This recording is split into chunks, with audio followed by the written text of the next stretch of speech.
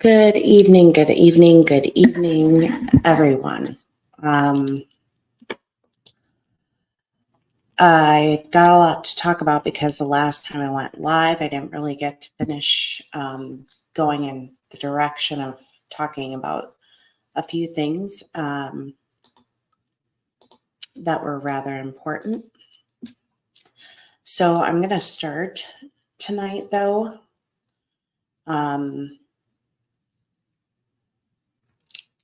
First and foremost, I would like to just say that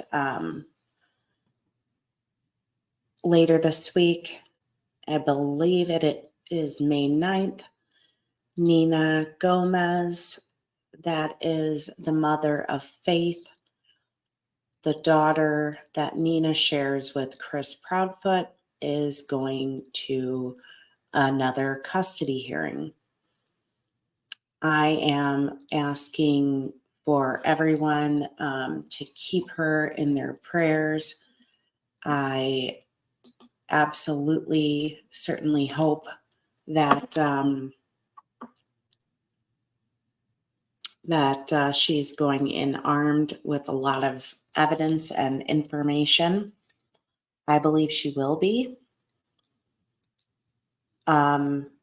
And so I just want Nina to know that she has an army of supporters, an army of survivors, and that she will have the strength to get through this. And I believe her children are going to be just fine. So if we can say prayers or send out good energy and love and support, because anyone who has watched her interview knows that this is going to be a very emotional, difficult hearing. The next, I just want to make a plea as a mom and a woman to Katie, if you're listening.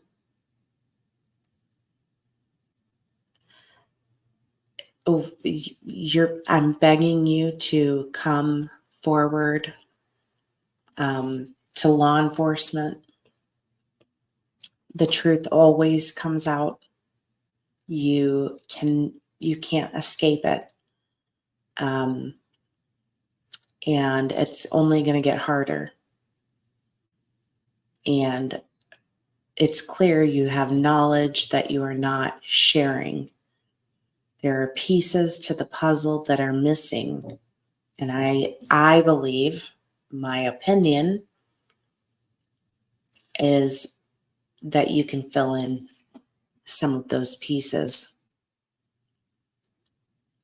And I'm just asking you to do that, to reach out to law enforcement, fill in the gaps. So another update we have is the North Carolina sighting. Law enforcement has come out that was not Sebastian. So that was, there was probably more people that believed it was him than in any other instance before. So I'm sure it was extremely disappointing and quite a letdown to a lot of people. The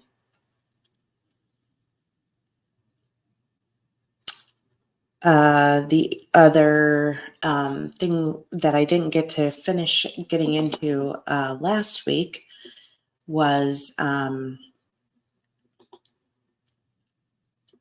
Heather Cohen leaving, or sorry, let me say that better, stepping back. So I had some thoughts and comments on her doing so. So we're going to kind of go through this statement so I can just share my thoughts on it. So Good morning. Thank you for your kindness. Many of you have noticed how quiet we've been for the last few days, which I know must have been shocking considering that we had previously been shouting from the mountaintops, so to speak, about the disappearance of Sebastian Rogers. You have all been supportive and do not deserve to be quote unquote ghosted. So I'm going to put this here and pray you guys can get behind the new direction of the case. Immediately when I read that, I felt like it was possible that Seth might have given Tony some authority to maybe dictate to Heather and or Chloe, I don't know, when it's okay to speak and to what degree. And so that's just kind of what I read out of that. She kind of went into a lot of just what her style is and a lot of the craziness. And someone needed to step in who could calm the storm, and that person is Tony Mathis. And obviously, I believe this partially was related to the Web Sleuth interview. I think that made it made tensions worse between Chris and Katie and Seth and also the PIs. And then she does go on to say, I had opened a line of communication between myself and the Proudfoots. I was trying my best. I was unable to do so. And then she continued, although transparency with the public is necessary to some degree, in this case, there are things better kept close to the vest. She then made a statement about some things that happened to Katie, not knowing what happened on February 26th, that she's seen some things about her past that breaks her heart. She's being chastised over something that she had no control over. Unfortunately, we do not get to choose our parents. Please have empathy, at least pertaining to that aspect of all of this. That's all I'm going to say about that. I do know that in a lot of groups, they have been going back and forth on who her potential mother is, along with some other things. I know that there is a group in particular that's pretty vile, and maybe that's what that's regarding. So I think she's trying to be empathetic and possibly leave a line of communication open by showing empathy. So it could be a strategy should she ever come back in the case. Not to mean that she doesn't mean what she says. I believe she does. But I believe that she is probably, I don't know. I guess I choose not to talk about things that might or might not be relevant, and that I'm not 100% sure, that happened to her. So I'm not going to try to tap dance around that. It's very good of her to be empathetic, and I'll leave that at that. Lastly, I've heard and seen many asking if I am still working with Seth. Mr. Mathis is taking over. I'm stepping back. She said their services are always available if and when he needs them, but she's not under a retainer anymore. She went on, to basically say that she'd be thrilled if that was Sebastian at Grandfather Mountain. And if it was, she'd be thrilled because the FBI would get involved. That would be the best development yet. As a private investigator, we can do a lot to help the case along, but we do not have the ability to get warrants, and that is what is needed to gather the evidence necessary. What do I read into that? I think Chris was pretty open about not wanting anyone to set foot on his property with dogs and things like that. And if that is the case, he said law enforcement could do it. So I think he drew his line in the sand. So I think we're gonna, I don't know. I think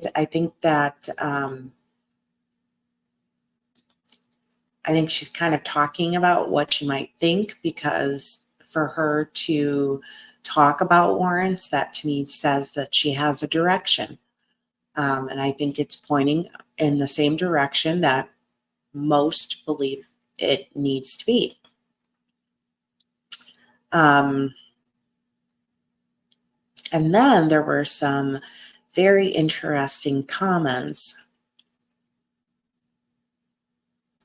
And this one bothered me the most. Integrity Canine Services. Thank you for the update. Unless it is proven not to be him, unless it is proven not to be him, I will not be bringing my HRD canine back for searches for Sebastian. If found otherwise, we will be glad to help out.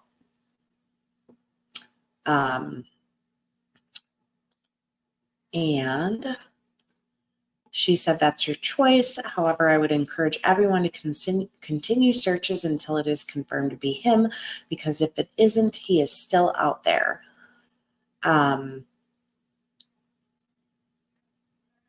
She reiterated that she was speaking for herself, not Chloe.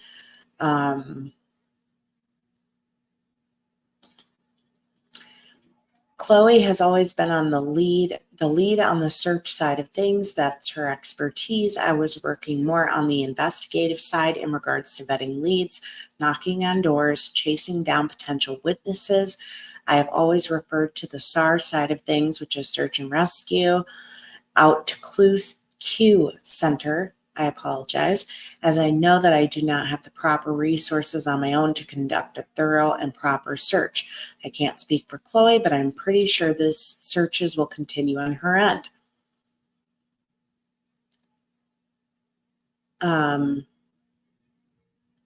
Okay, I thought here.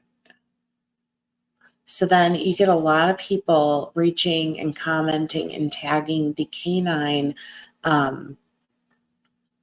search. And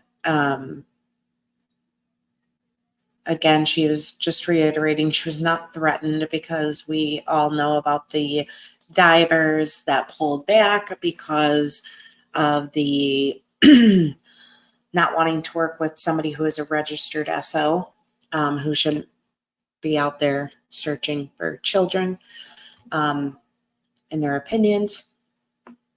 So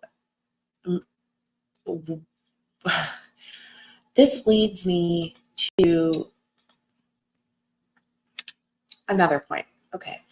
I have heard all the rhetoric in a specific group, and by, I would say, two specifically, people on YouTube about Tony Mathis, which really derailed me going down a path of trying to vet that information, which took me away from something that was more important as far as a location. And yeah, I did see some things, and they were public records. To the best of my knowledge, I believe that I was looking at the correct person when looking at those records, but I am not. He was hired by Seth. His agenda, I have no idea. Does he bring value? I have no idea.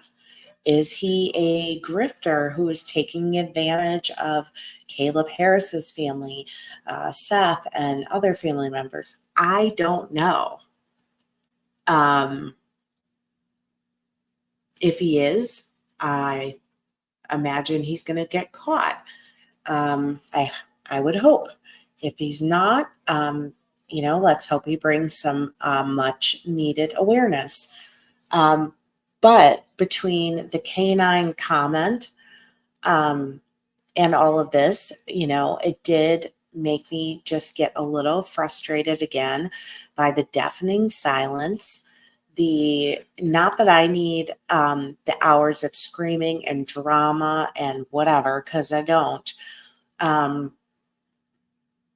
But I am not seeing informative updates on a clear path forward. What large scale searches are occurring currently, recently, in the past 2 weeks, what's happening in the next week, what's happening in the following week. At least that to me would be an appropriate update from a spokesperson, any of the parents, private investigators, law enforcement, anybody. I want to know, when was the last large-scale search by law enforcement? I already know the answer. When was the last large-scale volunteer search? When was the last search that was conducted outside of the Hendersonville area? When will the next large-scale search by volunteers and or law enforcement be?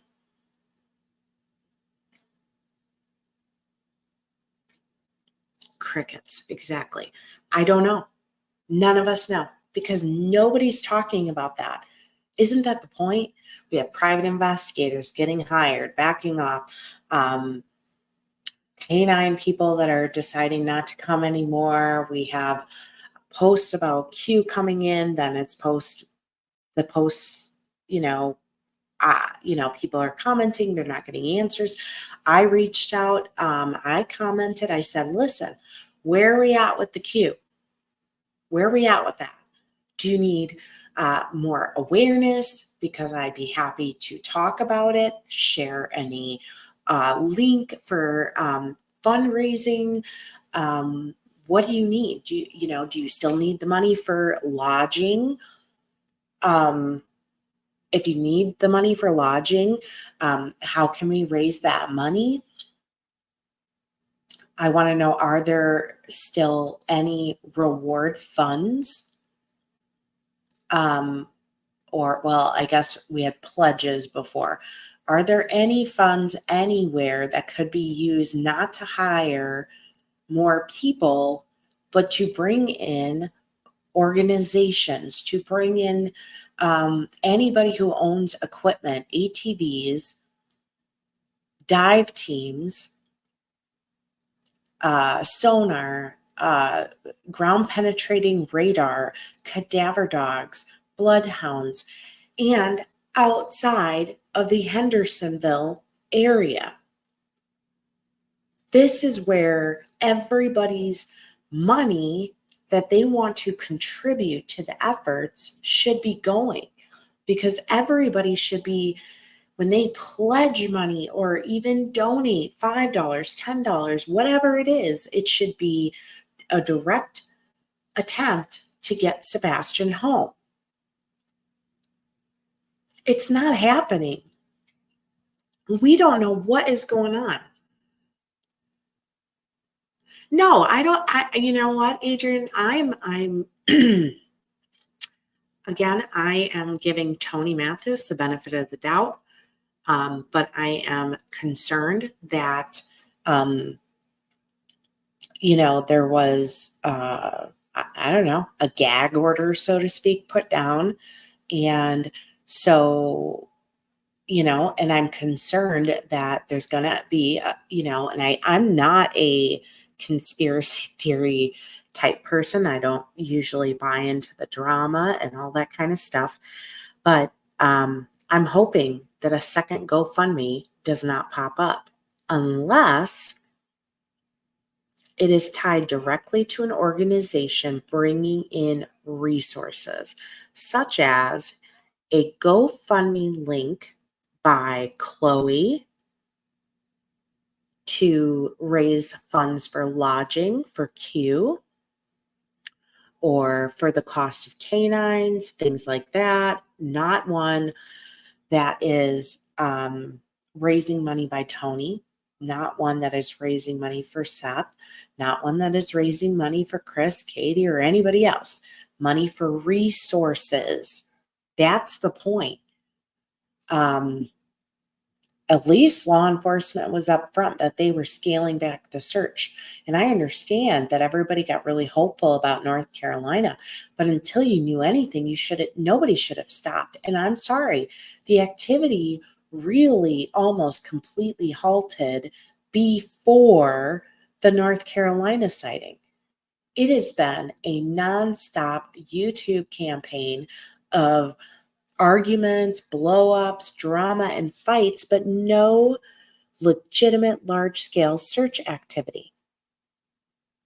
None. It's alarming. It's disturbing. Yes, you will see one or two people here or there that will go, out and they'll search, but you are not seeing the large-scale efforts anymore. You're not seeing people talk about the future plans.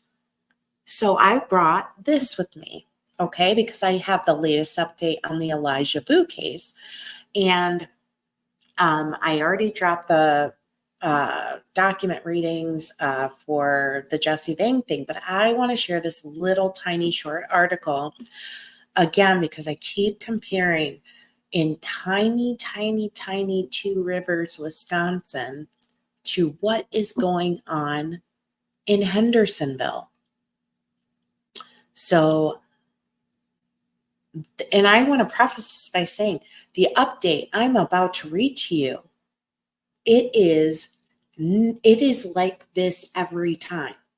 They give this much detailed information and they are working this hard all the time. Okay.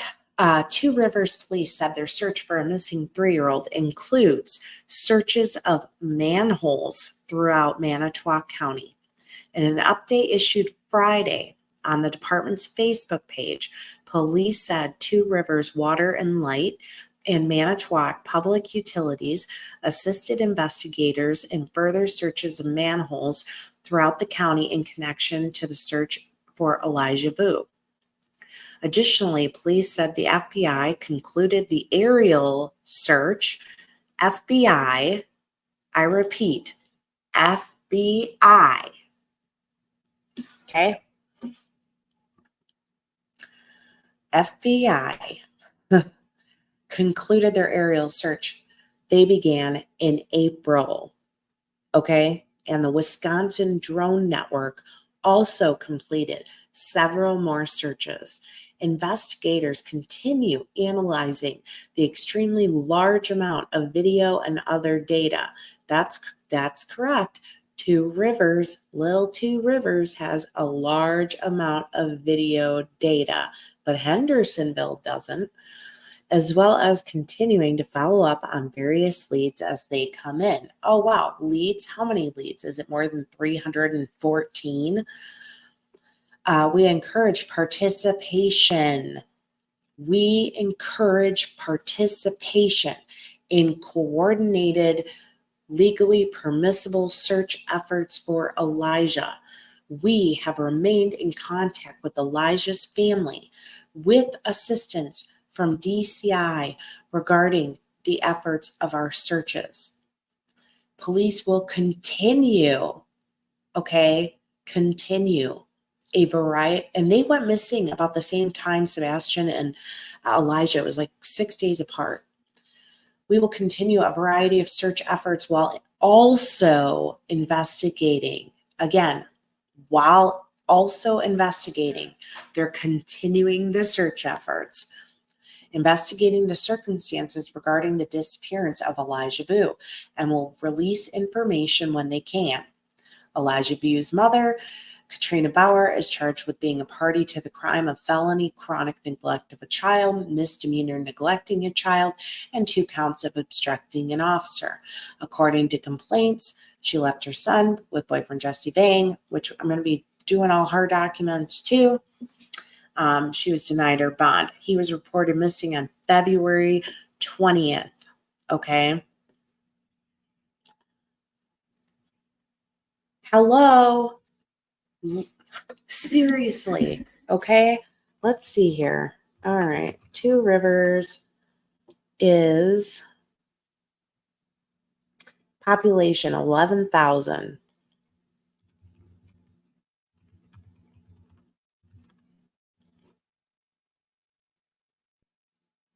Population of Hendersonville, 62,000. Okay. Small town, large town. Okay.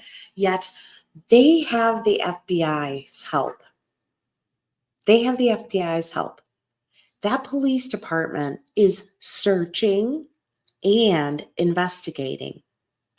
And there's massive amounts of video footage. But in Hendersonville, there is not. Very, very frustrating. Aerial searches, manhole searches. I can't tell you how many boat water searches they have done. Walking beaches, shoreline, dangerous, rocky cliff areas. The families do not have GoFundMes. They are not getting assistance financially for missing work, for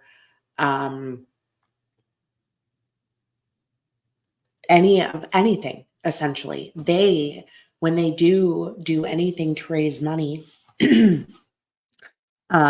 they have like brat fries, cookouts, things like that in the local community, and they man them themselves to raise the money. The city approved more funding for the search. Good evening, Dolores. Two Rivers, they approved more funding to aid in the search.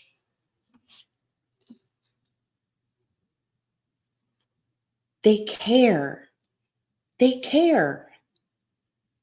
They're doing everything they can. I mean, the grandmother of Katrina Bauer, who is being vilified right now, probably for good reason, based on her charges. Can you imagine being the mother of somebody who is charged with abuse and all of these horrible things and could possibly be complicit in the disappearance and possibly the death of your grandchild? You would think that the shame you might feel or the guilt you might feel would have you hiding in like a hermit, but she's not, because it's bigger than her. It's more important than her feelings. So she's going to court. She's speaking to the judge and being honest. She is in the Facebook groups. She is actively talking to people, engaging with them.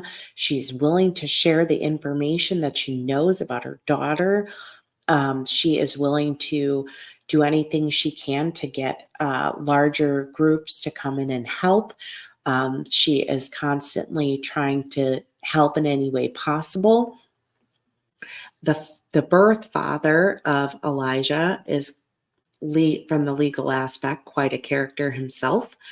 But his family, his side of the family, they're out there sobbing every single day, fundraising, walking around, literally searching in all of these places constantly.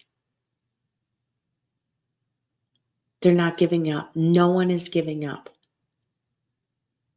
What is happening here?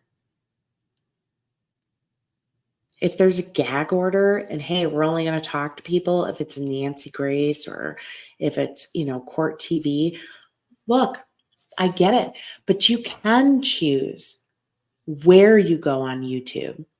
You can choose to have a voice for your child.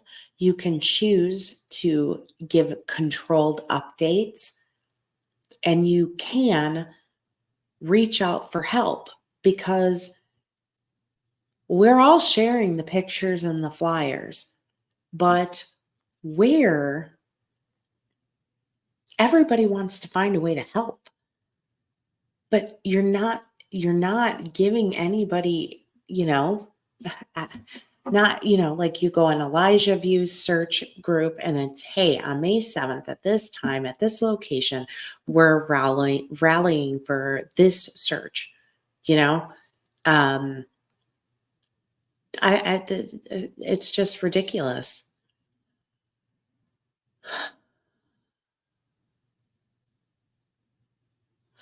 Um, the last, so Adrian asked, and the last, so I can't say, well, I don't know that, I mean, yeah, I guess things changed. Things changed, yes, when the whole, we're going to join forces thing happened, because there was backlash and things like that. But I don't think anybody would still not help him search. But as far as the vocal side of things, I mean, that's, also coincides with, the web sleuth interview that happened. Then you had, the big string, in the past week or so of Chris calling in anonymously. And on some of the calls, he'll admit it's him. On some of the calls, he will, not admit it's him. Like we're all born yesterday.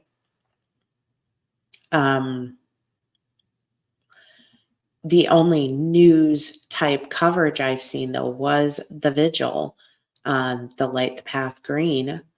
And as far as interview, I mean, I saw the Pascal interview where Seth and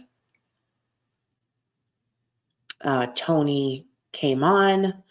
But there are, and you, Adrian, because you're in a lot of, you subscribe to a lot of these people. So you probably know what I'm talking about, but there's a couple that he's really tight with. And I believe that the communication with them now is even bare minimum. And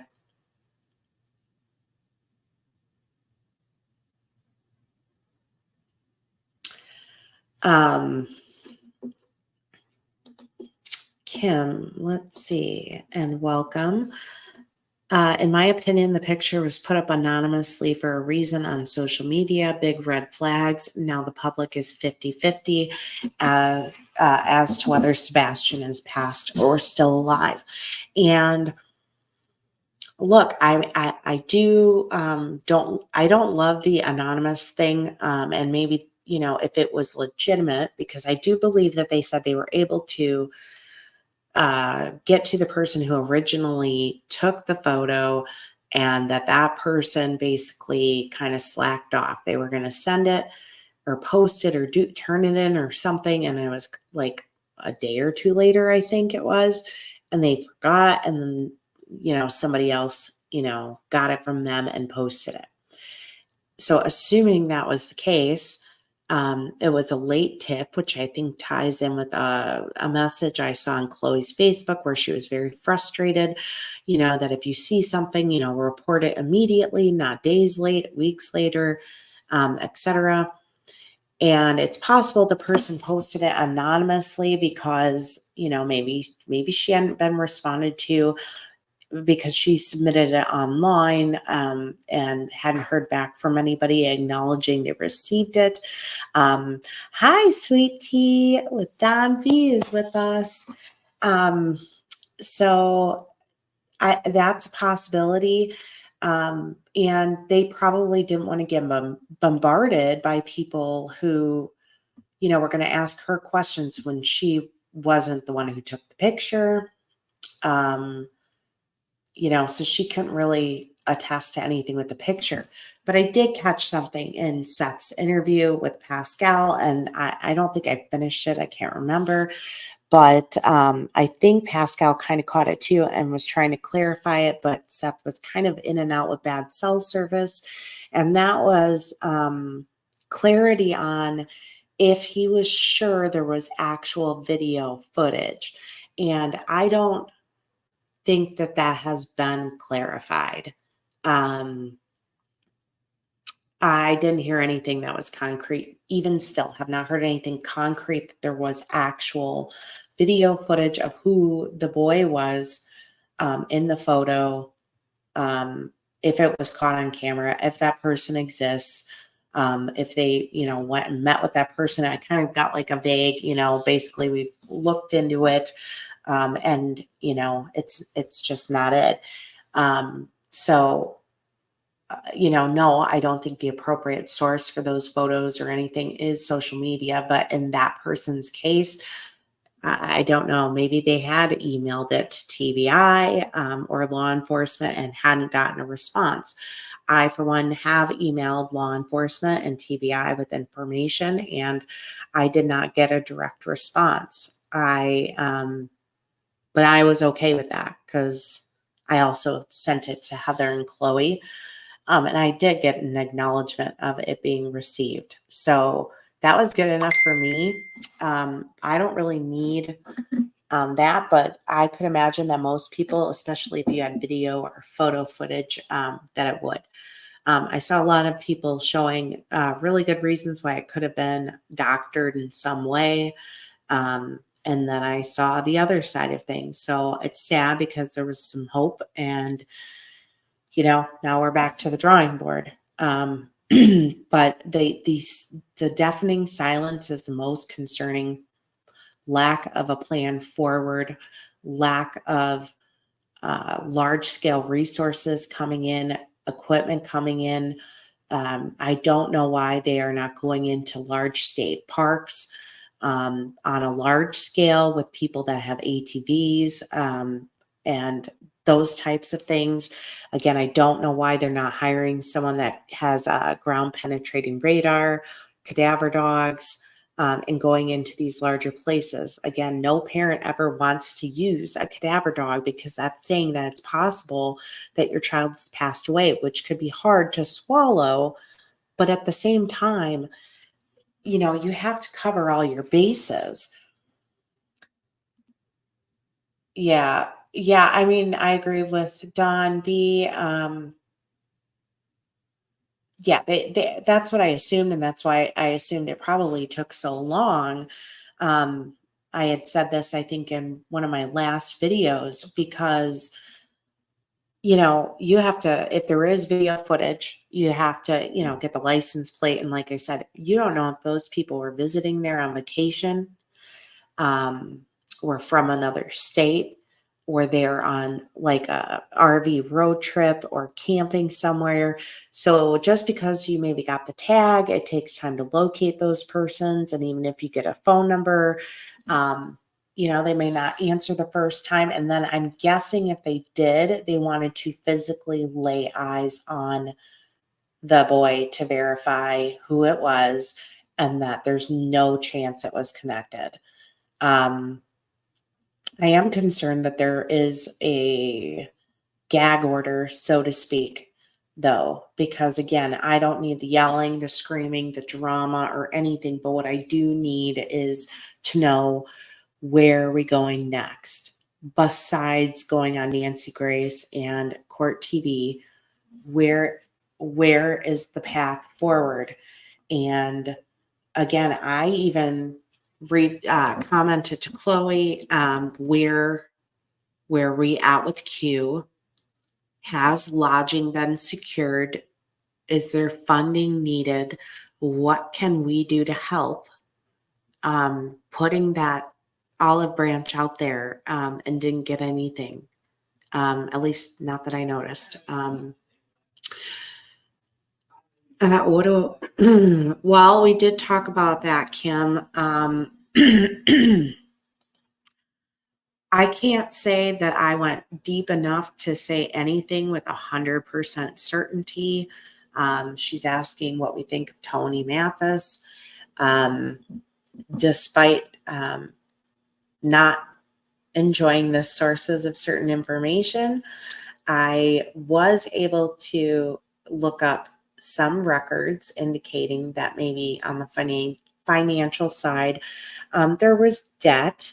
I don't think that I've, at least on my end, found anything to indicate that this person did anything like theft or anything of the sort. So I am not going to go accusing anybody of anything like that. Based on the way Heather spoke on a couple of the things that I read of Chloe's, I mean, I do agree that there needs to be some diffusing and letting the stress and drama calm down. I agree that it's likely that, Chris is going to be pretty quiet this week with his hearing with Nina, and he doesn't need any more inflammatory statements than she's probably going to bring. Absolutely, Dawn. That's what we're doing. We got to just, at this point we're talking, we're researching, we're thinking it through. And we're, have been diligently working on realistic search locations based on a variety of things. And we'll get those. And I made a post a few days ago, maybe, that I think that any family that has a child missing should have one point of contact for any credible information related to search locations, to run with it and take it. And that is kind of lacking in a lot of these cases. And so all we can do is, for those that are not local to the area, is pass it on. That's all we can do. I am firmly believing that law enforcement is doing an investigation. I believe they're doing what they're supposed to do. My complaint is like the parallel I drew with Elijah's case, that why can this small town police department get the FBI in? Why can the small town police department get funding, but Hendersonville cannot? Why can the small town get manage to do both an investigation and continue large-scale searching at the exact same time?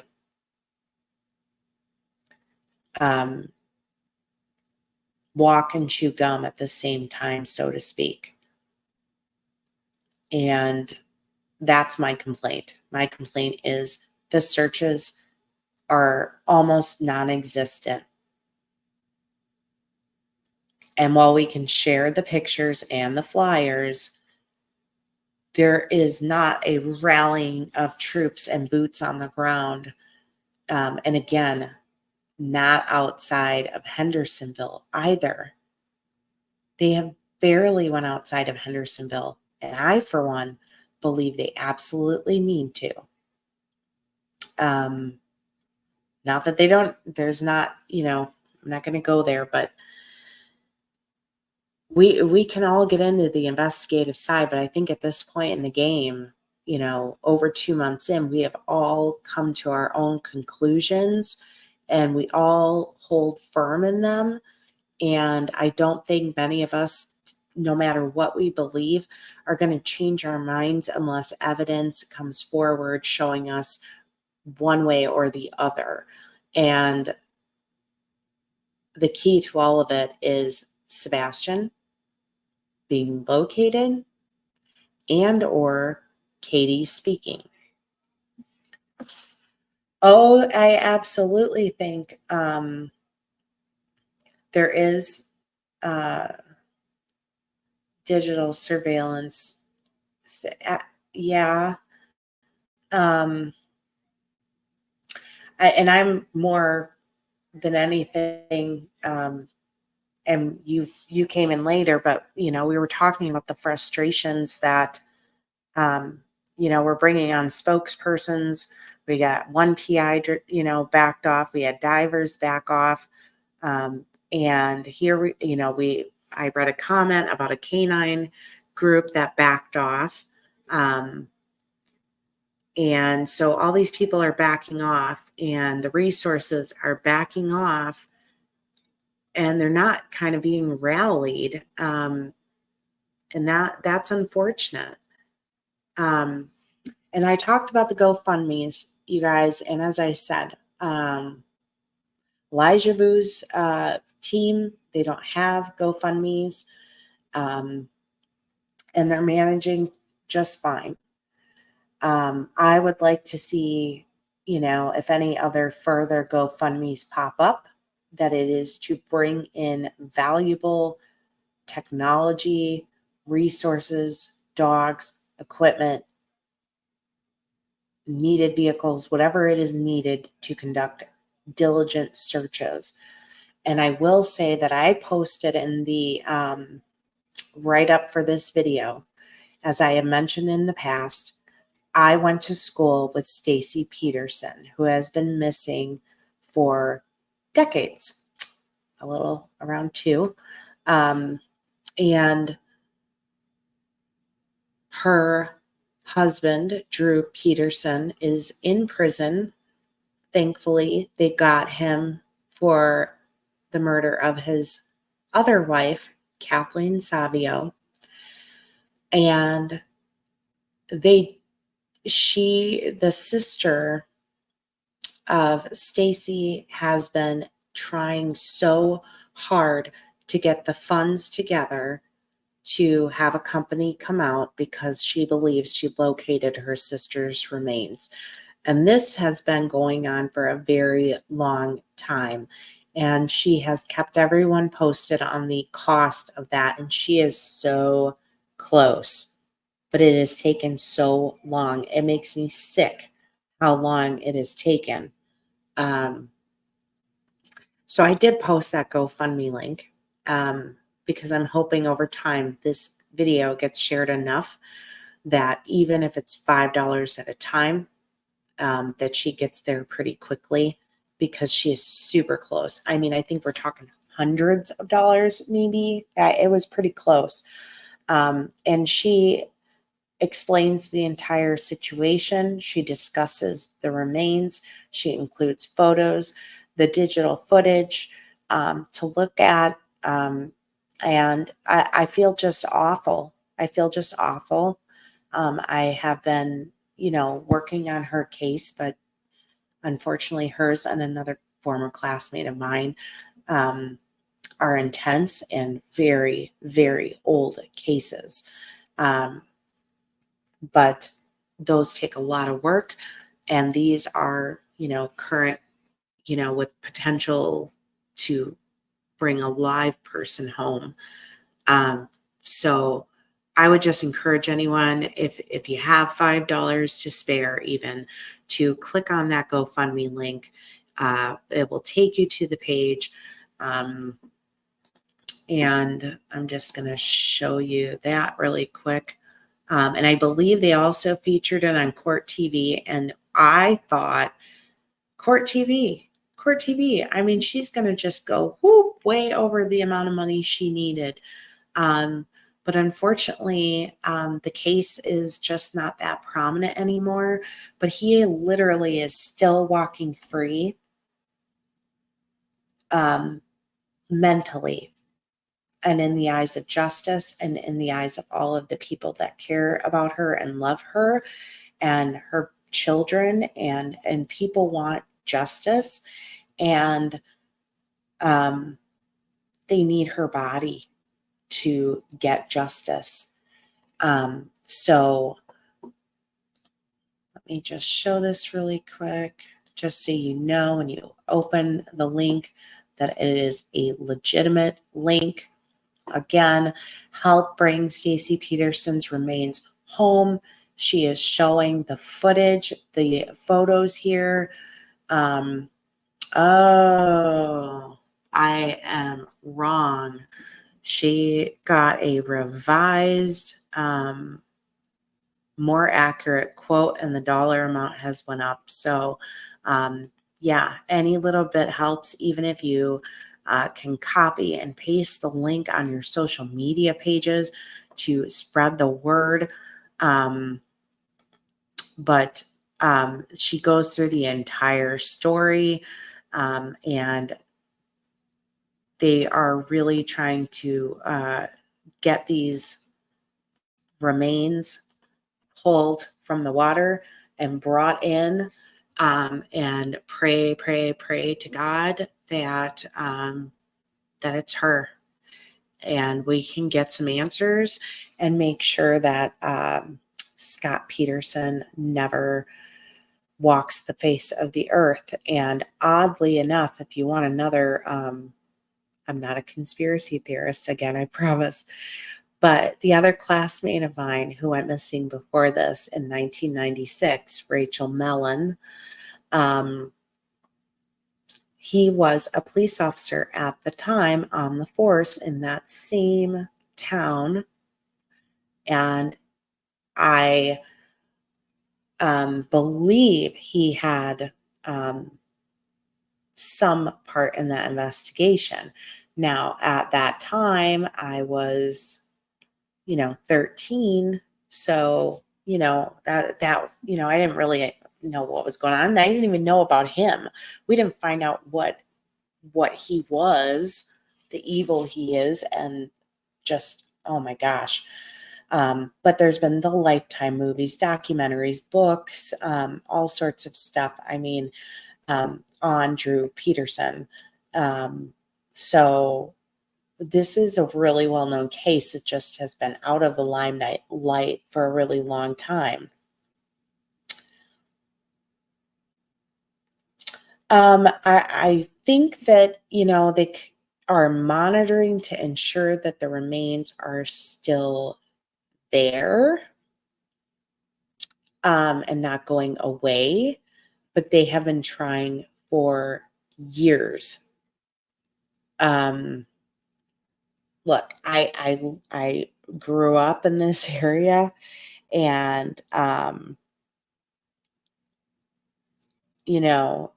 law enforcement, back then, when these things occurred, and they were many years apart, there was a lot of things going on, and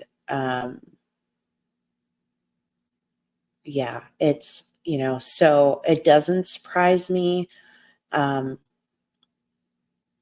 but did she say she has been following this boy for 8 or 12 years? Oh, yes.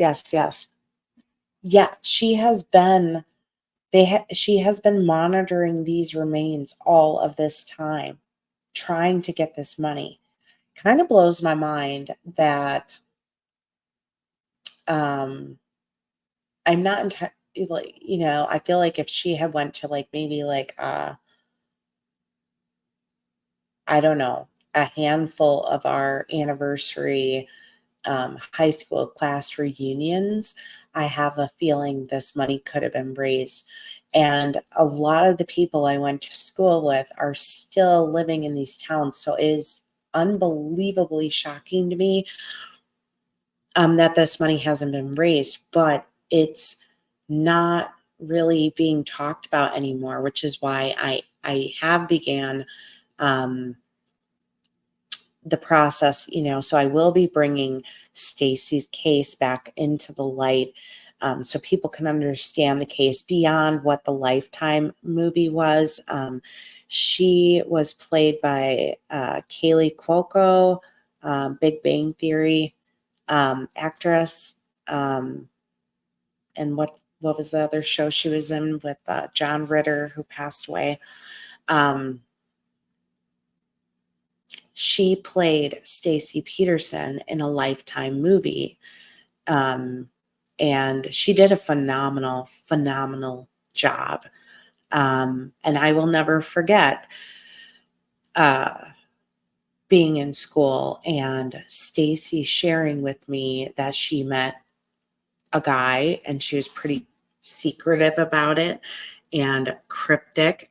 Um, they're in a canal in Lockport, Illinois. Um, and I believe they're still in that canal. And they did put a rove in with sonar. Um,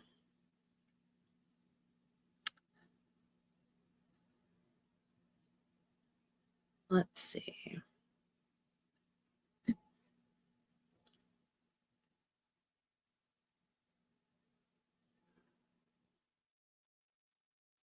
Yeah, I think it is still in, which kind of makes sense to me just knowing that part of the river because I used to live um,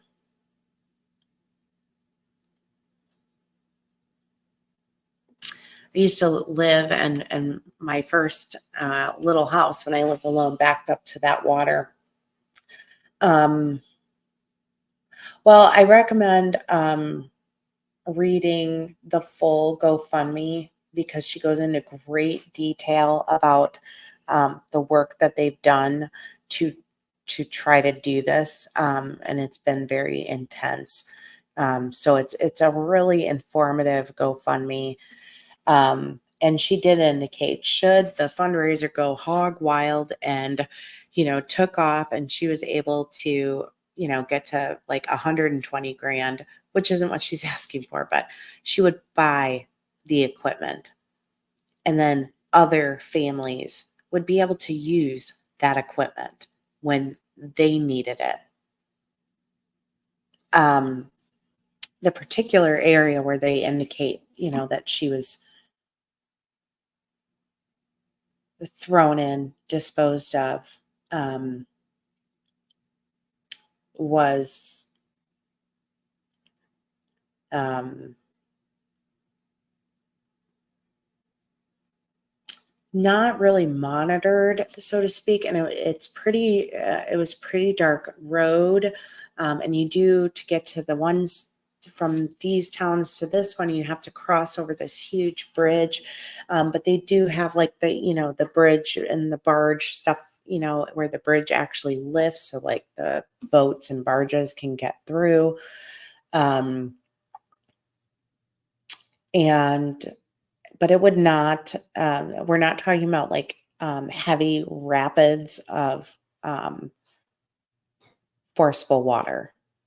So um, it absolutely done. And so and you can read in there where they discuss the attempts, um, that they'd made and they didn't get it this time and that sort of thing. But she has remained steadfast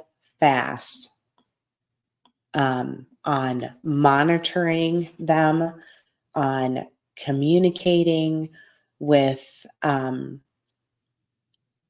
the companies and just and obviously every year that goes by, this technology gets more and more expensive, um, and that can be a challenge too. So they are trying to get there again, by May. So I'm going to do everything I can. I'm going to do a paid post on Facebook to try to get it circulating um, as best I can because um, that's kind of my point. You have some people who have been in a situation where they've been looking for loved ones for so many years, or families that are doing so much and bringing all these things in, and just they're so steadfast and they're just begging for people to hear them. or help, in a way financially, and they're not getting it. So it gets a little frustrating when you see, like, there's money coming in, and now we got a spokesperson. We don't have a PI. We're down a PI. We added a spokesperson, and nobody's talking about searching. We don't know what's going on with Q. Did we find lodging? Did we not find them lodging? What's going on? It's frustrating. It's frustrating because I want to be a voice for Sebastian, but I can't only be a voice for Sebastian. There are other people, children, adults, youth that are out there that are missing, and their families deserve just as much attention. I think that mom of three boys, I think that I will. I'm going to do, there's a lot of sentiment there, knowing that, in these two cases, and in the other case, the guy is just free as a bird. I plan to do them well, as best as I possibly can, wholeheartedly, and dive all in and give them everything I have, because they deserve it. And hopefully at that point, once I get that, pretty little package to share it all, I will do that. And then I will absolutely, I have zero problem sharing that information with other responsible, respectful creators who are going to handle their case with care, because that is of the utmost importance to me. And when you have families that have been waiting 20, 30 years, they're very, very fragile. And I would not want them to be treated or sensationalized in certain ways that other channels do. So I would be extremely careful. But any materials, research, anything, I would be happy to share. Once I have everything organized and put together, I'd be happy to share it with responsible creators to breathe life into their stories again, and hopefully get justice and get their remains to their families, so they can have funerals and they can grieve and they can finally have peace. For children, Alicia, Australia, if you rewind to the very beginning, we did a ton on Sebastian and Tony and Heather. So you'll probably, when this is over, probably want to go all the way back to the beginning, because we did start there and we did talk about all of those things. And we kind of went into where we're at right now, because we were talking about GoFundMe's and we were talking about lack of large scale searches, and not understanding. I always understand my path forward. I don't understand what the people who are on the ground involved and that are able and capable of physically searching. I don't understand if they have a path forward. And if they do, it should involve help and people and volunteers, but I'm not hearing it. And that is very upsetting, because we spent a good couple weeks being distracted by bickering back and forth. But there's just no searching. And it's upsetting. So, and again, as I said, we went over the documents on the Elijah Boo case, and the recent searching of the manholes has not went anywhere. I will be physically going on a search for Elijah Vu this month, not in the Two Rivers area. And for safety reasons and all that, I will not publicize the location, but I will probably pull from volunteers, or at least offer the opportunity to those who have been actively searching for Elijah, so we can get some boots on the ground in this other location. So I'm really just hoping that that bears some fruit. I'm hoping that in Sebastian's case, they get outside of Hendersonville. And if there are people in Hendersonville or in southwest parts of Tennessee, somebody, can somebody, 3 years old, Alicia, just 3 years old. His case is beyond heartbreaking. And if you go under my playlists, he has a folder where I talk about his story, and it's beyond heartbreaking. And you will know that when I drop those videos today, Elijah is not the only child victim in this case. He's the only one missing, but he is not the only one that is a victim in this case that is a child. There are 2 more. A lot of people don't realize that. So that is why it was very important to me to be very clear and go through the documents, the court documents. And the next thing we'll be doing is discussing the lovely defense attorney's treatment, or the way he refers to and talks about, things that transpired within the apartment. Really made me sick to my stomach. But if there's anybody who lives between Hendersonville and Memphis, maybe somebody can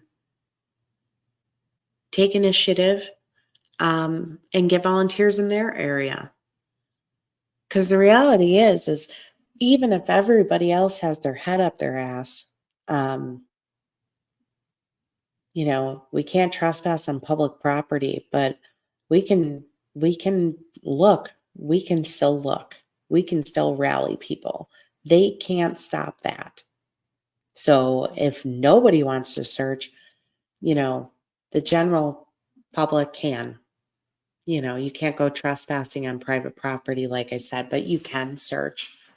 And I firmly at least believe there needs to be a high focus outside of Hendersonville.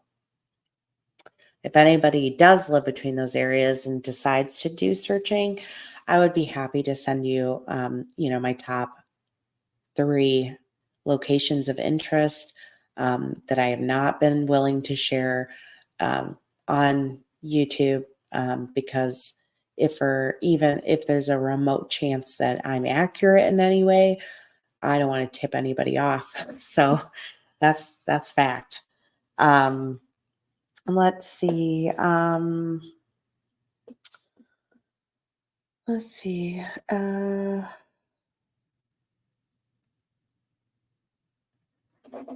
Yeah. And so on the Elijah Vu case, the next steps will be, I will just update you as soon as I know the date that I'll be doing searching. And hopefully there's going to be a really good turnout. And if anybody that watches this video is located in Wisconsin or the UP of Michigan, or the northern part of Illinois, and, has free time and would like to join, feel free to email me at stopthemadnessinfo@gmail.com. And I can loop you in on that. And then we will, I will be doing a video going over like the defense attorney and with Jesse Vang in that situation, and that will not be alive. I will just drop that one. And then I will also be bringing forward the documents that I was able to get from the courts regarding the Tristan and Brittany Hall case. And that is another one that I tell everybody, it is up there with Ruby Frankie, Jody Hildebrandt. That's the evil we are talking about. There is a playlist because I have talked about it, and I now was able to get all of the documents because it was a real pain in the butt to get documents for that county. Finally got them. I will be bringing them forward, but there will be a lot of trigger warnings. It is worse than I thought. But if you followed the Ruby Frankie and Jody Hildebrandt case, these are no different. And once I complete getting those documents out, I plan to definitely share that playlist link with Dr. John and Lauren over at Hidden True Crime, because I do believe they would make valuable use of the coverage and documents in that case. But the positive, unlike the Lori Vallow, Chad Daybell situation, is the victim survived. Thank God for that. But definitely want to make it my mission in life to see their case through to the very end, as much in person as I can, because these two are flying under the radar. So we definitely want to bring attention to people like this so we can stop it from happening in the future. So that's, I think, kind of where we sit.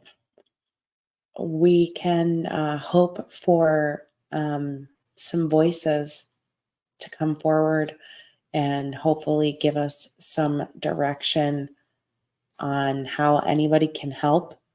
But at this point, if you're not getting direction, we all just got to keep doing what we're doing, sharing the flyers, distributing flyers, hanging them, repeating his story, sharing his face.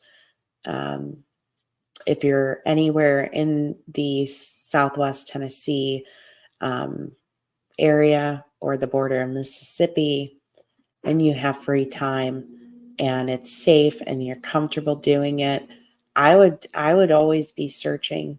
I would always be searching. And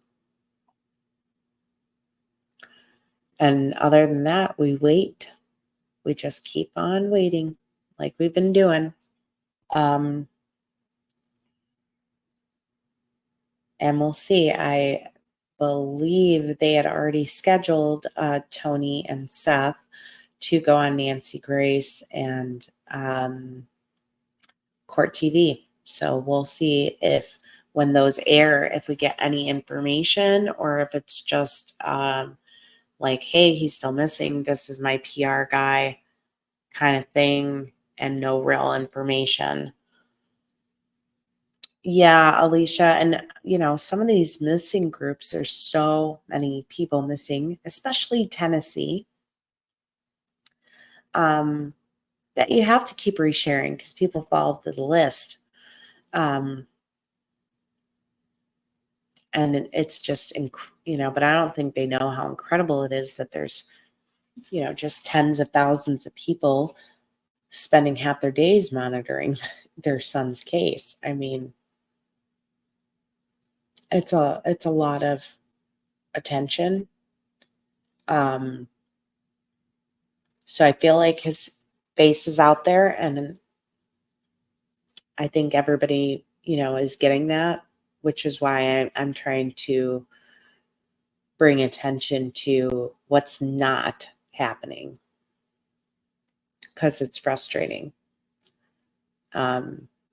Especially when you kept hearing about it, and now I don't see anybody searching.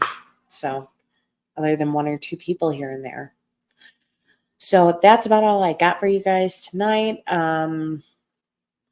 Yeah, I mean, Heather said, if he wants her back in, she'll come back in. So I, I don't know if he's paying Tony. I imagine he is, and maybe he couldn't afford both, and he made a decision. I don't know why you would want a spokesperson more than you would want a private investigator. And if I took my money, if I was him and I was taking my money elsewhere from a private investigator, it for sure would have been to an attorney, but that's just me. So we'll see. I have a lot of thoughts, and I think that a lot of them when I calm down about them, I think that Seth is a lot more naive than we realize, which also makes me worry, that, he's going to be easily steered in the wrong direction. And I hope that doesn't happen. I really do. And I hope that this new direction of the case is a positive one. But in my opinion, that the only direction when you have somebody missing is searching.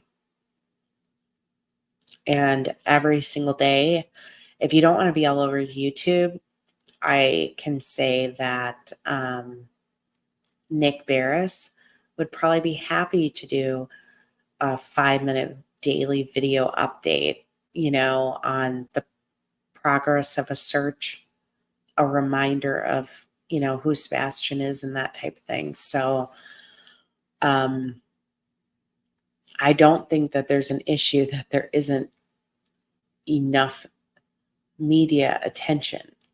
I don't think, yes, we did. Yeah, Karen, if you go to that, kind of back to the beginning, I think we talked about the warrants. Maybe we didn't. Maybe we got distracted, or I got distracted. Talking about the PIs cannot get warrants in the direction the case is going in now. And I think we read her statement, and she was saying, let's see.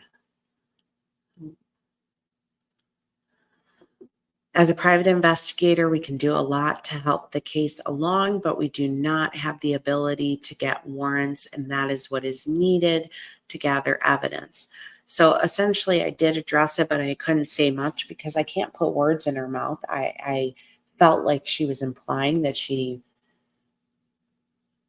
most of us know where the evidence lies, but if people are refusing to allow you to come on their property, um, you know, no, you're right, Amy. I agree. I'm not in any way knocking going on those shows. It needs to happen. The theme since I've been live tonight is talking is great, but we need the search to continue.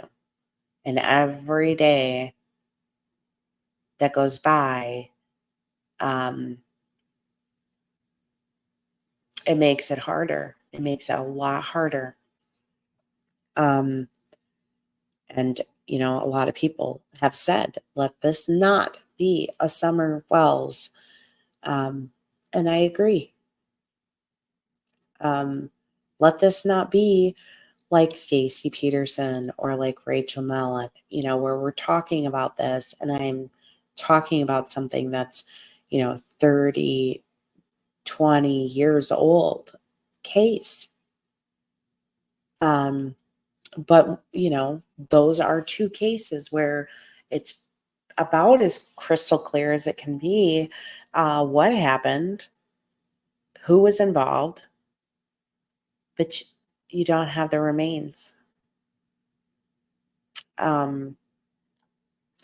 So finding Sebastian is the key. If people aren't going to talk or We don't learn of, and we probably won't be informed of any large evidence. We don't have a choice, but to keep searching. It's just frustrating. But I encourage any of you that came in late to probably rewind and go back to the beginning, because we did cover some of this, and I drew some really, what I think were some good contrasts. So I think you'll kind of see, how we got to where we are at this point in the stream. So I'm actually pretty much done here for tonight, because I've covered just about everything I can on this. We don't really have much else to go on with this. So I just encourage everybody to try to help in any way that they can. Near or far, there's always some way you can help.